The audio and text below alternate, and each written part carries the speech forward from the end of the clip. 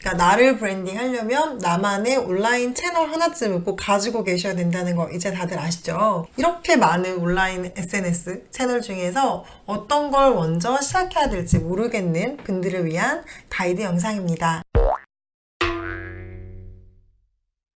뭔가 온라인을 해야겠다라고 하면 거의 모두가 생각했던 게 블로그 정도밖에 없었던 것 같아요. 그런데 어느 순간 페이스북이 생기고, 그리고 인스타그램이 생기고, 또 유튜브가 생기고, 중간에 트위터도 있었죠. 카카오 스토리도 한때 핫했던 것 같아요. 물론 지금도 하시는 분들이 있고, 그리고 뭐 네이버 카페, 네이버 밴드, 또 브런치, 이렇게 등등등 굉장히 많은 SNS 채널들이 있습니다.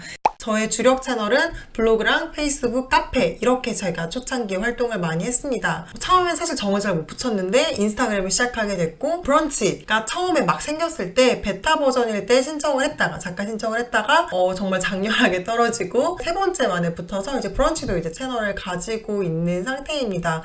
네이버 밴드도 잠깐 운영을 해봤었고, 카카오 스토리 같은 경우는 그냥 이제 기업 계정으로 운영을 했던 경험이 있고요. 또 예전에 이제 스타트업에서 일할 때 핀터레스트를 잠깐 운영을 해본 경험이 있습니다. 네이버 포스트도 있네요. 시도를 여러 번 하다가 중간에 자꾸 포기하게 됐던 채널이죠. 그리고 마지막으로 지금 이렇게 운영하고 있는 유튜브까지 있는데요. 제가 이렇게 SNS를 정말 다양하게 다 활용을 해봤고, 현재도 사실 굉장히 많은 것들을 적재적소에 쓰고 있습니다.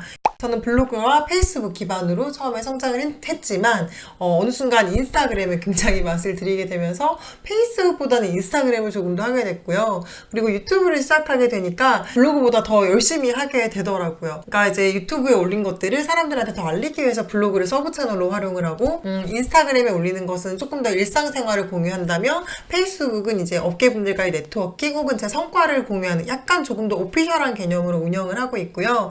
네이버 카페 같은 경우는 독서 모임을 모집하고 운영하는 정도로만 운영을 하고 있습니다. 연말부터 연초에 지금 브런치의 글을 다시 연재하기 시작했는데요. 사실은 저처럼 이렇게 모든 걸 다 잘 활용하기는 쉽지 않습니다. 제한된 자원이 있잖아요. 특히나 1인 기업이시거나 이제 개인 브랜딩을 하려고 하는 분들은 온전히 내가 혼자서 다 해야 한다는 전제 조건 하에 SNS 채널을 어떻게 선택할 건지 결정을 해야 되는데요. 업종별, 그리고 내가 가지고 있는 컨텐츠별, 내 고객별 우선순위를 정해서 운영을 하시는 게 좋은 것 같습니다. 일단은 여러분들이 이 온라인 채널에 대한 큰 개요를 조금 아시면 좋아요. 크게 제가 두 가지로 한번 나눠볼게요. 검색 기반의 채널들이 있습니다. 검색을 해서 사람들이 정보를 찾는 거예요. 그래서 내 채널이 발견되는 거죠. 네이버에서 어떤 걸 검색을 해서 내 글이 발견되려면 네이버 블로그를 하거나 지식인을 운영하거나 네이버 포스트를 운영하거나 카페를 운영하거나 이렇게 할 수가 있죠. 근데 이 중에서 보통은 네이버 블로그를 통해서 사람들이 정보를 찾을 때 내 결과, 내 컨텐츠를 노출시켜서 나를 최초로 알리게 하는 형태로 많이 운영을 했습니다. 이미 사람들이 어떤 주제에 관심이 있어서 찾는다는 거예요. 그렇기 때문에 내가 발견만 되면은 구매 전환이라고 하죠. 빠르게 사람들한테 성과를 낼 수 있는 장점이 있습니다. 이게 이제 기업으로 가게 되면은 네이버 키워드 광고로까지 가게 되는데요. 오늘은 좀 컨텐츠 기반으로 설명을 해드릴 거기 때문에 블로그를 좀 대표적으로 설명을 해드릴게요. 블로그 같은 경우는 아무것도 없는 사람 있죠. 그러니까 한마디로 인맥이 없는 사람들, 사회적 기반이 없는 사람들이 정말 열심히 컨텐츠만 성실하게 쌓아도 성과를 볼 수 있는 채널이라고 저는 생각합니다. 그래서 저도 블로그를 기반으로 시작을 했고, 제가 지금까지 수업을 했던 많은 분들에게 블로그를 적극적으로 권장을 했고요. 정말 많은 사람들이 블로그를 베이스로 자신들이 하고 싶은 일로 수익까지 내는데 성공을 했습니다. 검색이 어떻게 잘 되는지에 대해서만 공부를 조금 하시면 내가 노출된 확률이 높아지고,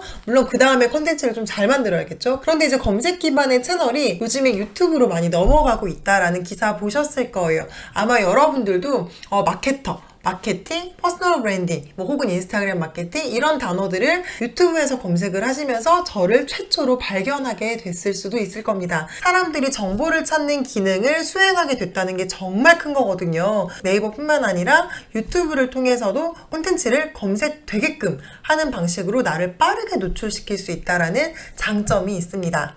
관계 기반의 서비스들이 있습니다. 너랑 나랑 친구가 돼서 친구들의 글을 보는 거예요. 가장 대표적인 서비스가 페이스북이고 인스타그램도 팔로잉 기반이기 때문에 뭐 관계 기반의 서비스라고 볼 수 있을 것 같습니다. 근데 저는 대표적으로 페이스북을 설명을 할게요.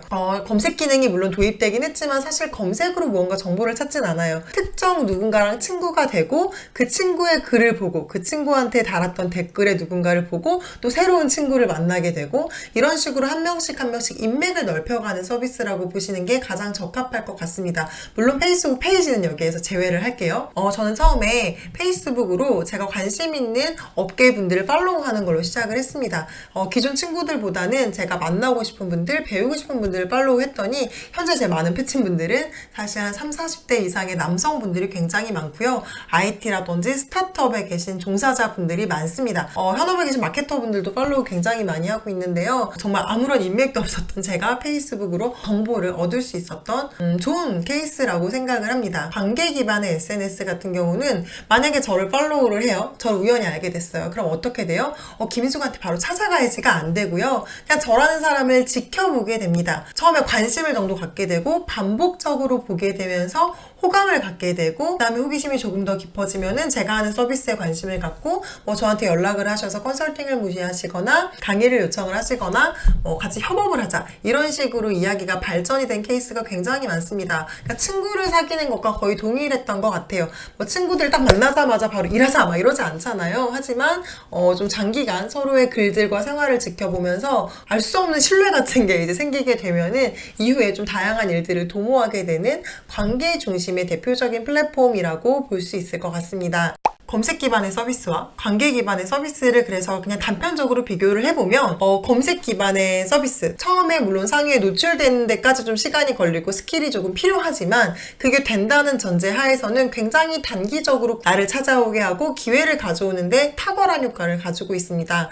하지만 이제 페이스북과 같은 관계 기반의 서비스들은 오랫동안 지켜봐야 되잖아요. 좀 중장기적인 방법이라고 볼 수 있습니다. 적절하게 섞어서 쓰시는 게 중요한데요. 요즘에 인스타그램이랑 유튜브가 대세잖아요. 그냥 제 개인적인 생각인데 인스타그램과 유튜브는요. 이 두 가지를 같이 가지고 있는 서비스라는 생각이 듭니다. 검색도 하고요. 거기에서 좋은 정보가 있으면 팔로우를 하죠. 물론 블로그 같은 경우도 이웃이라는 기능이 있긴 하지만 사실 그 사람의 정보를 구독하는 느낌보다는 그냥 교류하는 느낌이 조금 더 큰 것 같거든요. 이 검색으로서의 강점, 관계가 갖는 것에 대한 강점을 동시에 충족시키는 게 인스타그램 그리고 유튜브이기 때문에 대세다라고 말씀드릴 수 있을 것 같아요. 네, 그렇다면 이 대세인 인스타그램과 유튜브를 무조건 따라야 할 것이냐 또 이런 고민이 생기실 거예요. 사실 어떤 분야를 막론하고 현재 유튜브를 하실 수 있다면 유튜브가 무조건 유리하다라고 생각을 합니다. 가능하시다면 유튜브는 한번 시도해 보셨으면 좋겠어요. 다만 유튜브가 아직 부담스러우신 분들도 굉장히 많은 걸로 알고 있어요. 내가 얼굴을 노출하는 게 조금 불편하다거나